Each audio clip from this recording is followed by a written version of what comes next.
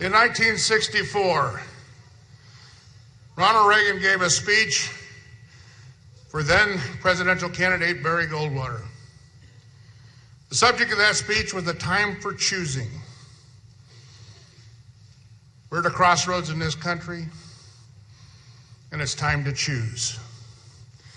We could continue down the path we've been on for the last 40 years by sending to Washington the same people to do the same stuff and with the same results, and you, the people who have to pay for it and bear that burden. It's time for a change. I have chosen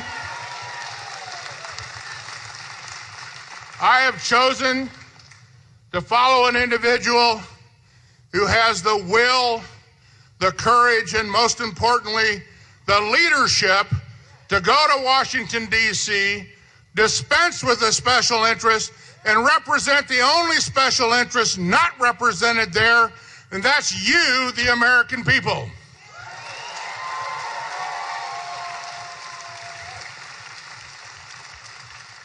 I'm an old fighter pilot, and the coin of the realm in the fighter business is trust.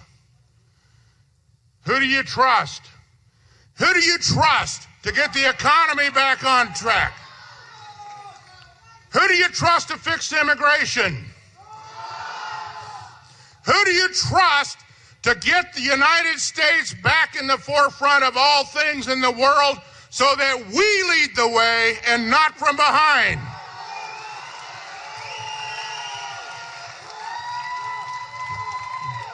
Ladies and gentlemen, let me introduce the next president of the United States, Donald J. Trump.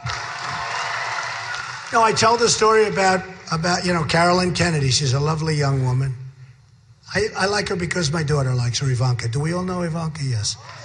She's coming here. She's going to be coming. In fact, in a couple of weeks, I'm bringing my sons. And by the way, members of the NRA, they're really great marksmen. I mean, they're great shots. They've been members for a long time and big Second Amendment people. And I am the biggest of all Second Amendment people, I can tell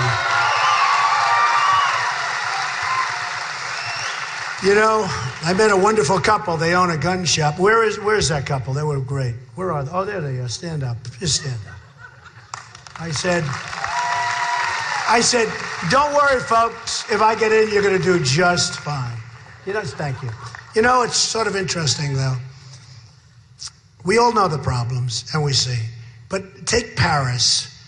If a few people had guns on their belt, on their shin, in their jacket, instead of being slaughtered, you might have lost some. You definitely would have lost the bad guys. But it wouldn't have been hundreds of people, with many more expected to die. They're in the hospital dying now. And then you go to the tragedy that we just had in California. Nobody has a gun except the bad guys, the scum. They're scum. And nobody has a gun. Nobody can protect themselves. They got lucky that they left. They left because they didn't want to die. You know, it's a whole big hoax. They want to die. They don't want to die. They talk about they want to die. They don't want to die. They're chicken shit, believe me. They don't want to die. No, they don't want to die. So they left early because they didn't want to get caught. They got caught. And by the way, how good did the police do, right? Did they do great? And in Paris, they did great. I mean, they did a great job. They knocked them out. Not easy. Dangerous as hell. And then you have all of these people protesting against the police. And you're going to always have a problem. The big deal is that the problems always seem to get on television and it makes everybody look bad. It's such a small, tiny percentage. But the police in our country, overall, they do such an unbelievable job. I've gotten to know them, and they do such an unbelievable job. It's a little like our gun shop. I mean, we're going to make our military so powerful that we're not going to have to use it. People are taunting us right now because they know we have generals that don't know what they're doing. We have generals that are on television. I don't want my general on television. We have Obama says, I'm sending 50 men to Iraq. Why? Why does he say that? They're going to Iraq, probably going to Syria. Why would he say that? Why does he say that? Why does he have to get up and say, these people have a target on their back? They're being hunted, they're being looked for. If he didn't say it, they wouldn't know. These are our special, special people. And they're going, why does he say it? You know, we're led by stupidity. I'll tell you something. No, it's a stupid group of people. I used to say incompetent because it's a nicer word. Do you believe it? I'm now reduced. I went to the great Wharton School of Finance, and I'm reduced to saying we're led by stupid people because there's no better word. There's no better word. It's a terrible thing. It's a terrible thing. But I see that, and so we have a president that announces that we're sending 50 people over there. Those people are in such trouble. I mean, you'll be reading about it. We have a president. We shouldn't have been to Iraq. I said a long time, and I should get points for this, because I'm the most militaristic person in this room. I am. I mean, I believe I am all in. But I don't want to have wars. I don't want to have wars. When Hillary and Jeb on the same day said they don't like my tone. My tone. They don't like my tone. My tone is a strong tone. And that's what we need. We have people with their heads being chopped off all over the world in the middle. And their heads are being chopped off if they're Christians. I'm a Christian. I'm Presbyterian.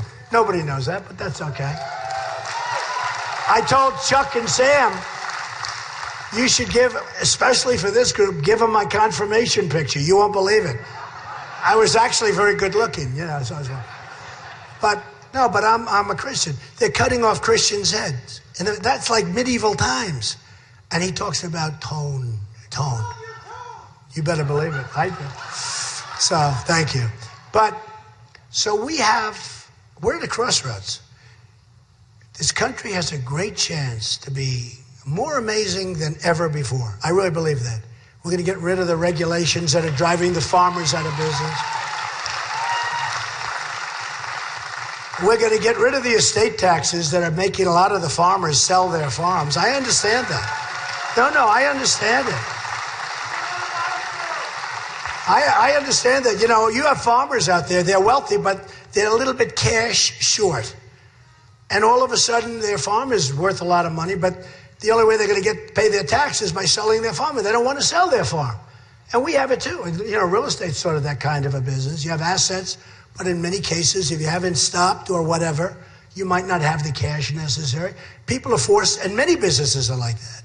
Where they're good businesses, you employ a lot of people, and then you end up selling the farm to somebody that's never going to take care of it, doesn't love it, going to reduce the payrolls, going to get rid of a lot of the people that have worked for you for years, and then you have to justify why cut the estate tax. We're going to get rid of the estate tax. It's a very bad thing, and it is killing people in Iowa. I know that for a fact.